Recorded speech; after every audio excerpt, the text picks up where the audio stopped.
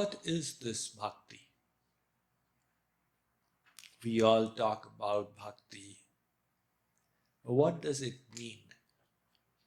To give you all a little idea, I'd like to discuss a few definitions of this word bhakti.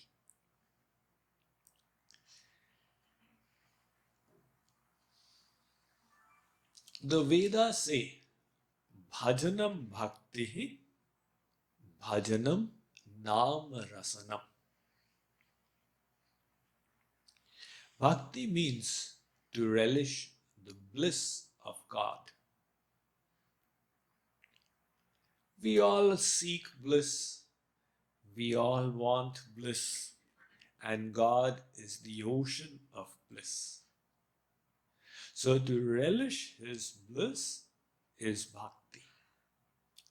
When we bring Him to our mind, which means when we take our mind to Him, we will experience His bliss. To what extent? To the extent of our bhakti. Like, for example, if you are hearing a description of God, a recitation of His pastimes, His leelas, if you have got 4 annas of devotion, He will give you from inside 4 annas of bliss. If you increase your devotion to 8 annas, He will increase your experience of bliss to 8 annas. You increase your devotion to 16 annas, He will increase your experience of bliss to 16 annas.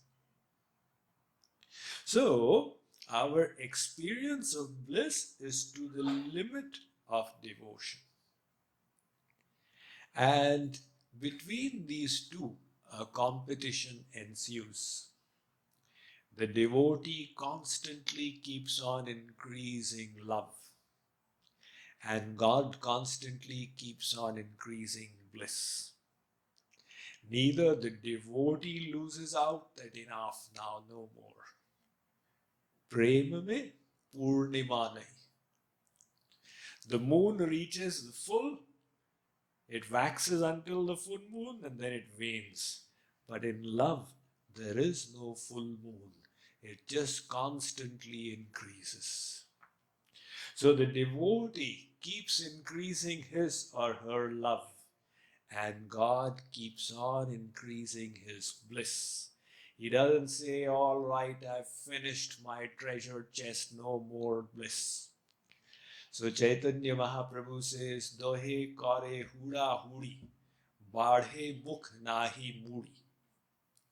None of them lose out. This competition goes on for the rest of eternity. So the Vedas have said, bhajanam bhakti, bhajanam nam rasanam. There is another definition of bhakti, bhanjanam bhakti.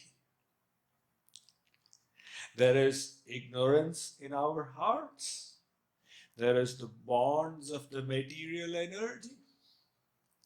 And bhakti is that which breaks these bonds and dispels the ignorance, that releases us from the suffering of the material energy. So bhakti liberates us from material bondage. That is what it is. There are many other definitions of bhakti. Naradji, he says in his Bhakti Darshan, Sa Paranuragtirishware. What is bhakti? Now remember, many of you are aware, Naradji is the writer of the Narad Bhakti Darshan. So he defines bhakti as extreme attachment to God. You all experience attachment to son, daughter, husband, wife, Rasgulla, television, golf. Now, attachment to God, but not that. Narad qualifies it paranuraktir. Extreme attachment to God is bhakti. Maharshi Kapil says, let me give it a try. Maharshi Kapil is an avatar of God, and his long dissertation to Mother Devahuti forms a part of the third canto of the Srimad Bhagavatam. So he says, just observe the holy Ganges. It flows incessantly from Gomukh to Ganga Sagar, through the Himalayas and the Indo-Gangetic plain all the way to the Bay of Bengal. So the flow of that river is constant. Similarly, if all our thoughts could begin flowing towards God,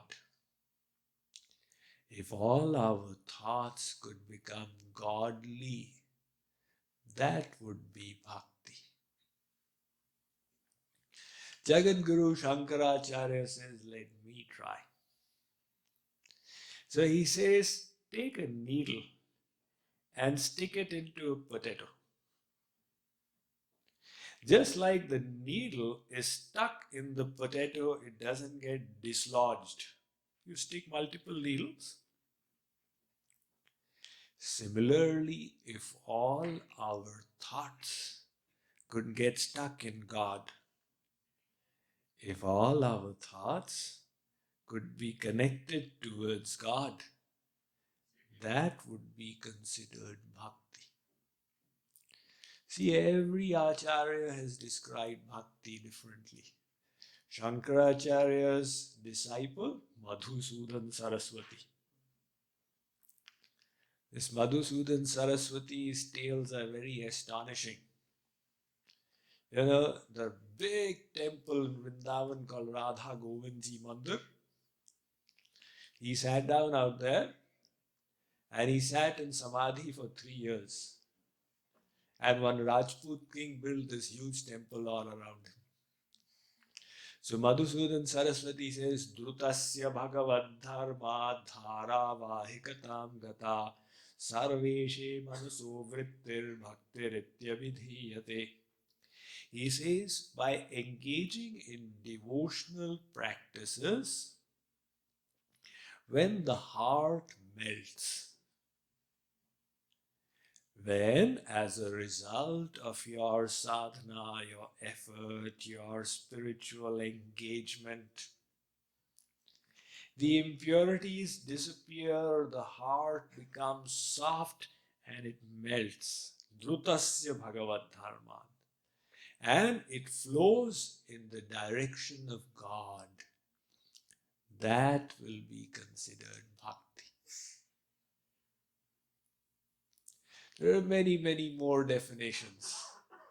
Now come to the definition of Vedas. Vedas says, look, I am the writer of the Vedanta.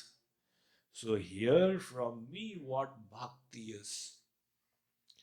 Bhajitye shivai dhatuhu sevayam parikirtita tasmat seva budhai prokta bhakti sadhana bhuyasi. He says the word bhakti has come from the root bhaj.